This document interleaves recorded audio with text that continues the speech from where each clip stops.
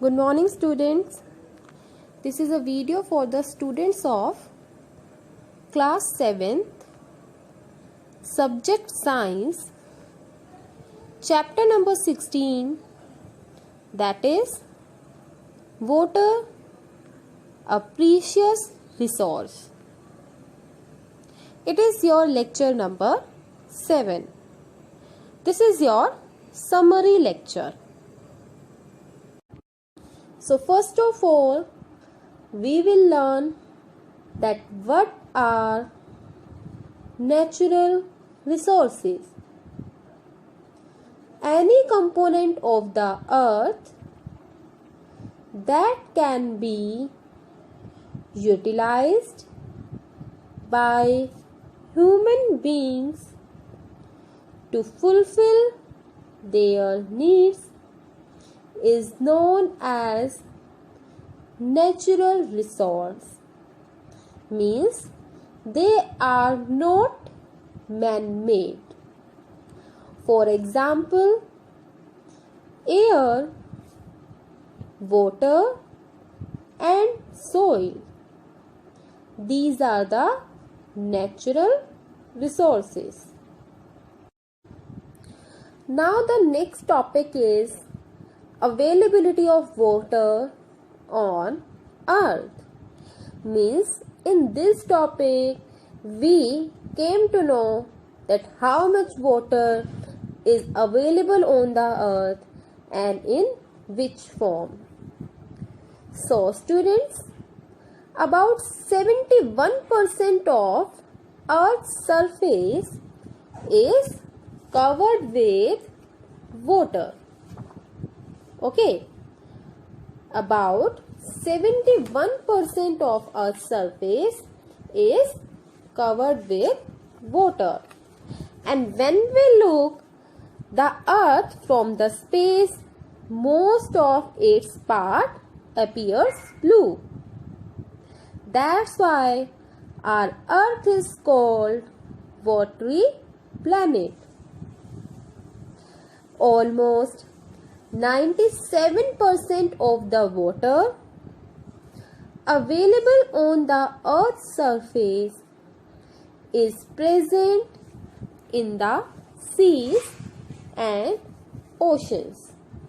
Okay, 97% of the water available on the earth's surface is present in the seas and oceans. And this water is salty, right? This water is salty and cannot be consumed directly. Means we can't use this water. The remaining 3% water is fresh water, and out of which 2% of fresh water is found in frozen form as ice caps on the top of the mountains and in glaciers. Means 2% water is found in the frozen form. That's why we can't use this water also. Okay. Now the remaining 1% of total water on earth is fresh water, which is available as river water, lake water and underground water, and can be used by human beings. It means we can say only 1% of water can be used by human being. Means very small amount of water is available on the earth which can be used by us, which is fit for the human beings.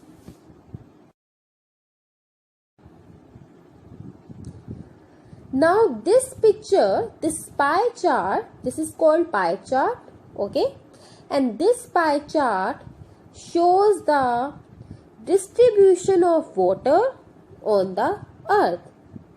And in this pie chart, you can see that the 97% water is salty and the remaining 3% water is fresh water, out of which 2% water is in the frozen form and present in ice caps, and 1% water is fresh water which can be used by human beings.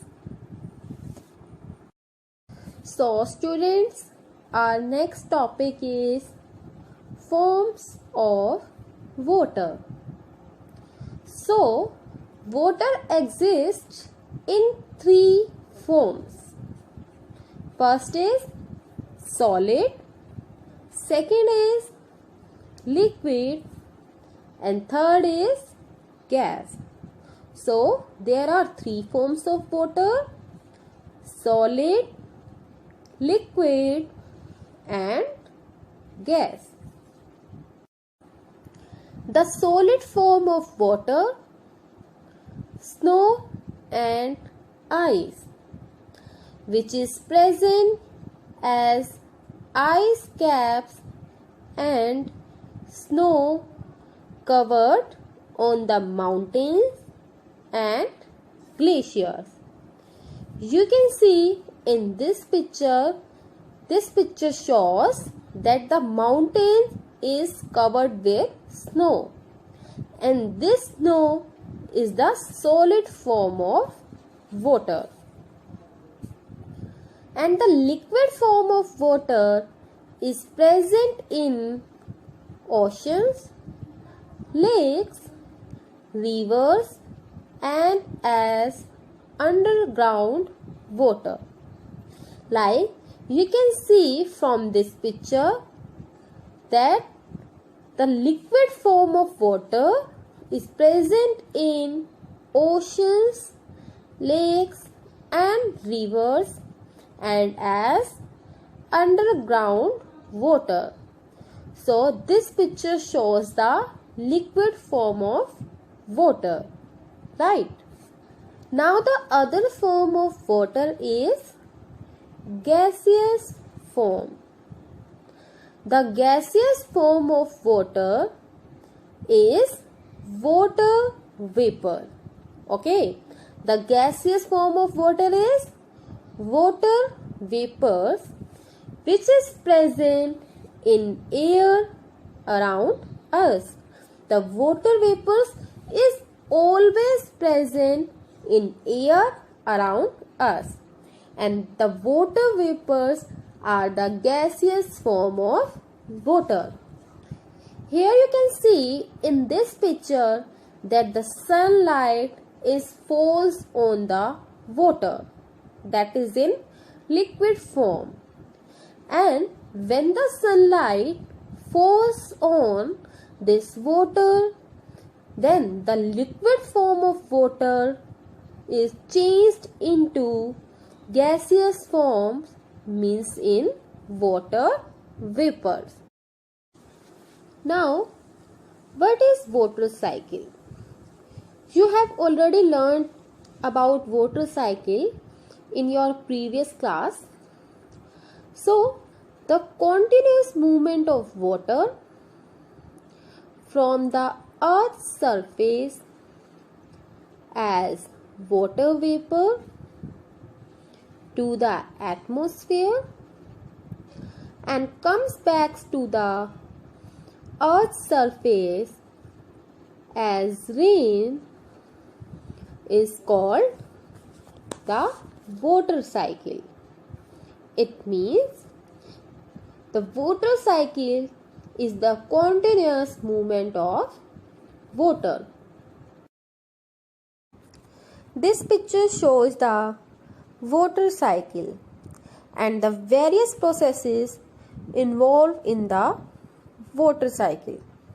So first of all, when the sunlight falls on the sea water, then it evaporates, okay, and changed into water vapor, and these water vapors condense to form water droplets, and then clouds are formed. And when the rain comes, it means the water again comes back to the earth's surface, and some of the water is absorbed by the ground, that is called groundwater. This is your water cycle.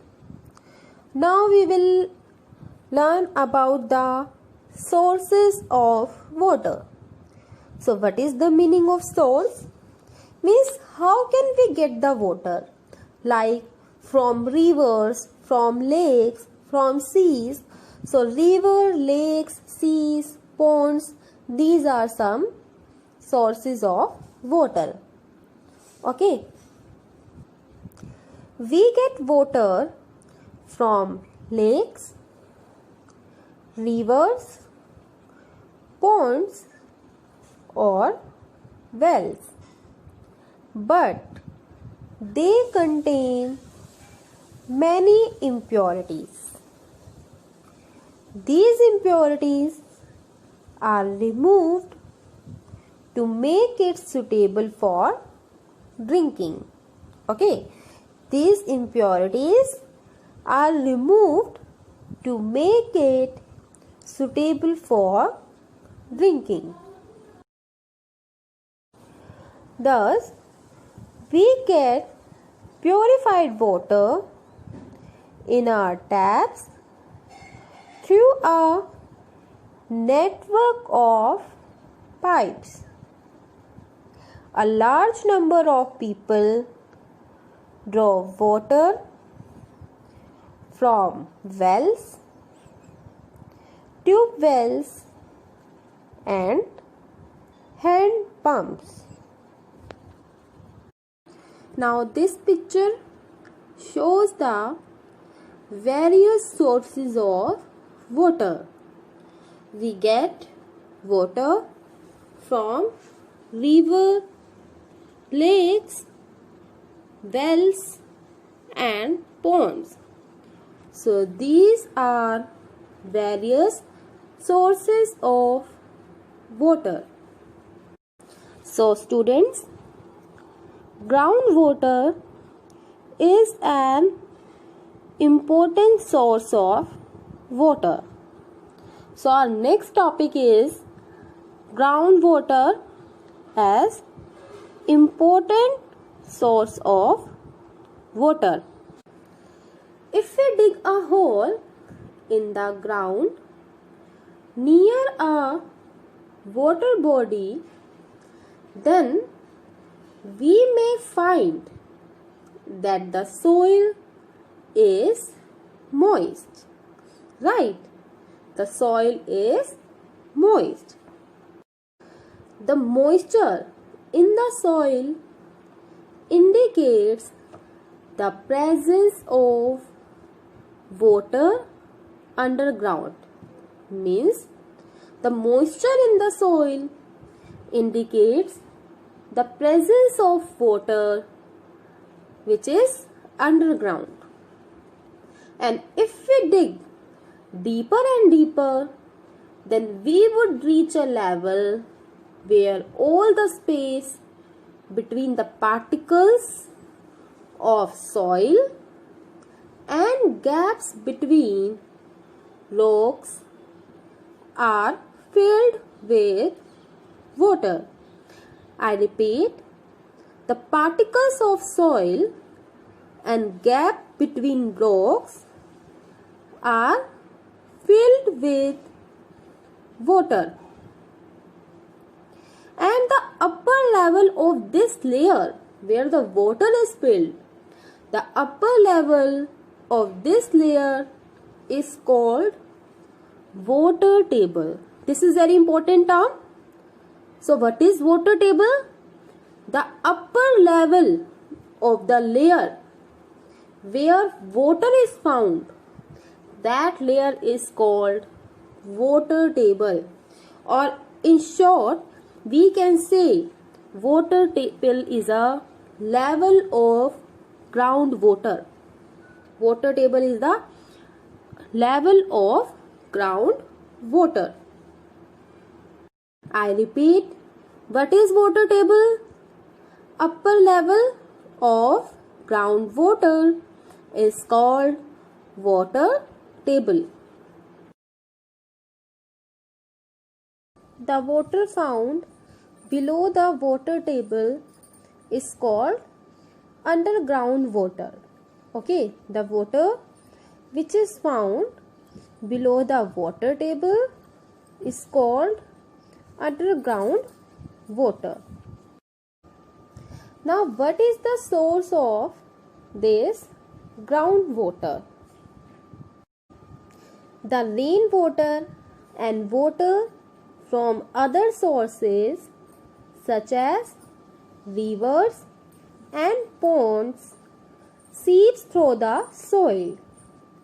The river water, rainwater and the pond's water seeps through the soil and fills the empty spaces and cracks deep below the ground.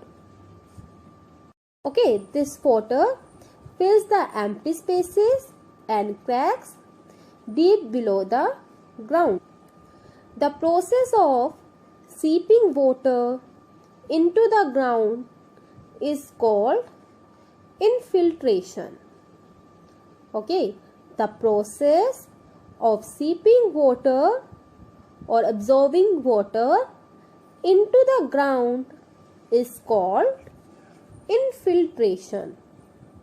The groundwater thus gets recharged by this process.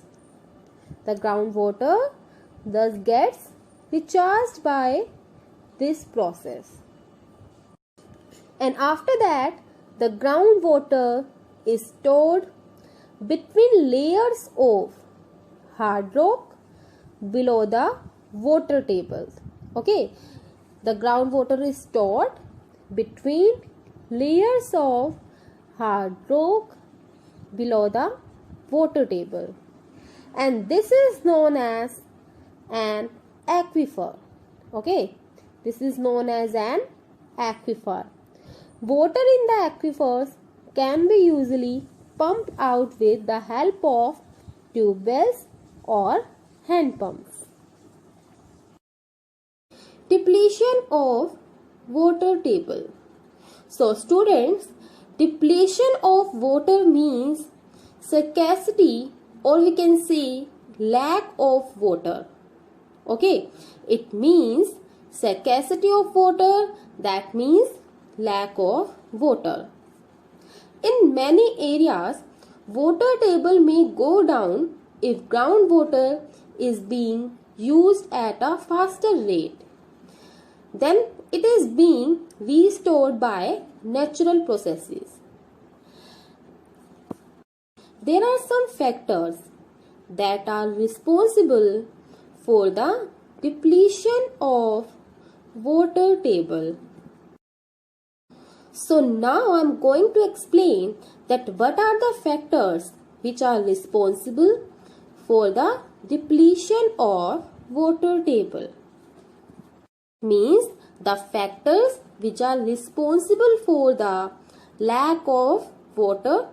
Okay, so now we discuss them. So the first factor that is responsible for the depletion of water table is increase in population.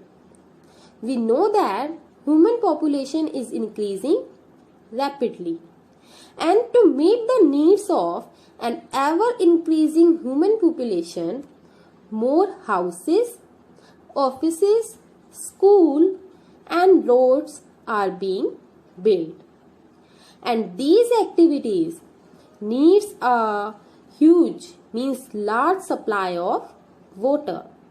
It means this depletes the water table because they need more water. Okay, that's why more water is drawn from the ground and depletes the water table. Second factor is increase in industries. The number of industries is increasing continuously. That draws a large quantity of water from the ground, leading to the depletion of water table. So students, as we know, the number of industries is increasing rapidly, and these industries needs large quantity of water from the ground, and this results into the depletion of water table. So it is also a factor that are responsible for depletion of water table. Next factor is increase in agriculture activities. As we know, a majority of farmers depends on rainwater to grow crops. But due to uncertain rainfall, they use large quantity of underground water for irrigation, and this results in the depletion of water table because they use large quantity of groundwater for irrigation, like to grow crops. Okay, so this is also a factor that are responsible for the depletion of water table. Next is deforestation. So what is deforestation? Cutting down a large number of trees at a place is called deforestation, because fewer trees means less rain, right, which disrupts the water table. Okay, fewer trees means less rain, which disrupts the water table. So these are some factors that are responsible for the depletion of water table at a place. Okay. India is a vast country and the rainfall is not the same everywhere. Like some places have good amount of rain, and on the other hand there are deserts which have little rainfall or which have less rainfall. Some regions have excessive rains while some others have very little rainfall, right? Excessive rains cause floods, whereas the absence of rain results in droughts, right? If there is excessive rains, then it causes floods, whereas the absence of rains results in droughts. Therefore, some regions in our country may have floods, while others may suffer from droughts at the same time. Therefore, we came to know that the distribution of water over the globe is quite uneven due to a number of factors. Okay. Water management. In this topic, we will study that how can we manage the water and how can we save water. We should save water because water is very essential for us. We cannot live without water. So we should save each and every drop of water. So in this topic, we will study that how can we manage our water. We often face water scarcity during the summer season. Means we face the lack of water problem during the summer seasons. And due to this, at some places, especially during summers, we see long queues and fights for demand of water, right? Because in summer seasons there is a lack of water, there is a problem of lack of water. That's why we see long queues and fights for demanding of water. Here you can see in this picture.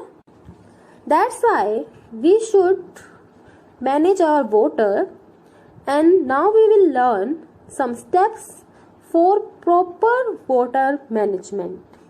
Okay, steps for proper water management.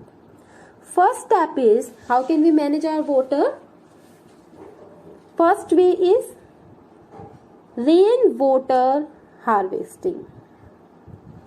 The process of collecting rainwater from roofs and storing it for later use is called rainwater harvesting. Okay. Now you can see in this picture how can we store water.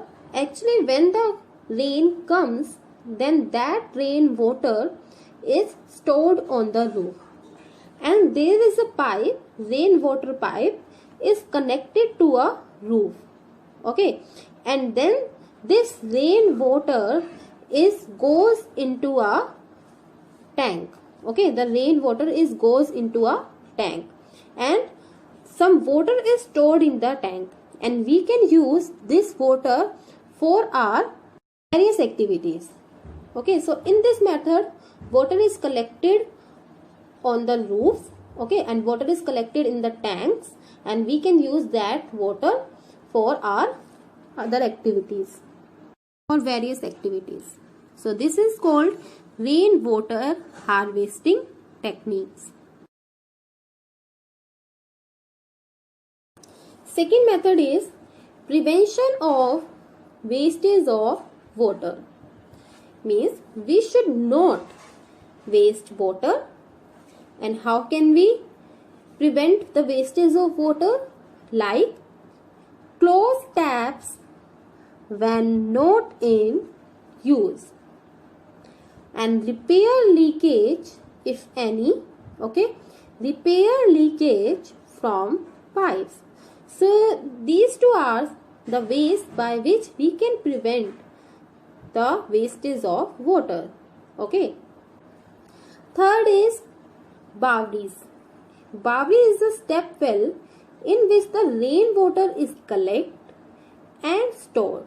Okay, it is a step well in which the rainwater is collected and stored.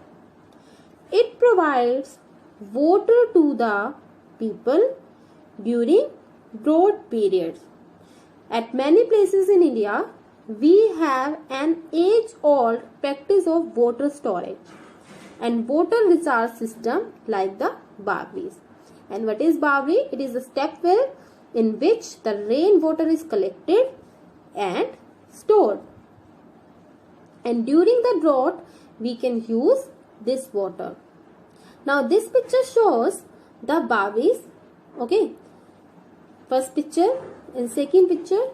These are two Bawris in which the water is collected. Okay, we can store the water. Our next way for the water management is drip irrigation. What is drip irrigation?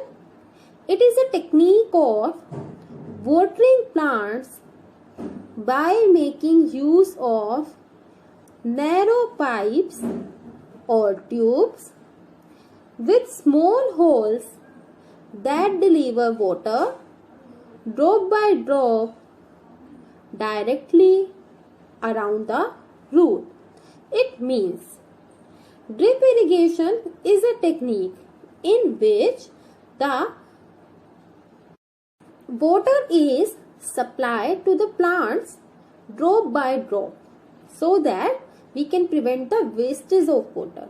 Okay, in this technique, we supply the water to the plants drop by drop around the root. Like this picture shows the drip irrigation. Okay. Advantage of using this technique is that in this technique very small amount of water is used. Okay. That's why we can prevent the wastage of water. First picture shows the sprinkler system and the second picture shows that water is supplied to plants by the tube, and in this tube there are small holes that deliver water drop by drop directly around the roots of the plant. Okay, so this is your drip irrigation technique. Compared to traditional irrigation methods, the use of drip irrigation systems can lead to water saving up to 40%. Okay, so this is the best way for the irrigation of plants. Now, what role you can play for saving the water? Okay, for preventing the wastage of water. First is turn off taps while brushing. Okay, and the second is mop the floor instead of washing. Okay, because by washing very large amount of water is wasted. That's why mop the floor instead of washing.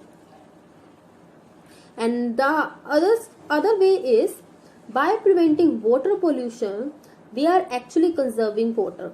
Okay, so we should prevent the water pollution also. Now we will learn the effects of water scarcity on plants. So the first effect is non-availability of food. So we know that the plants make their food by the process of photosynthesis, and this photosynthesis process cannot carry out without water. So the first effect is non-availability of food. Second effect is non-availability of oxygen.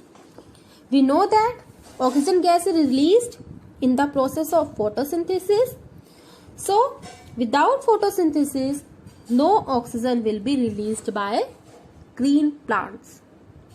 Okay, and your third effect is less rainfall. So these are three effects of water scarcity on plants. Means how the lack of water affects our plants. So students, your homework is solve assignment and revise all the topics. And your assignment have been uploaded on your @Quark site. So this ends for today's lecture.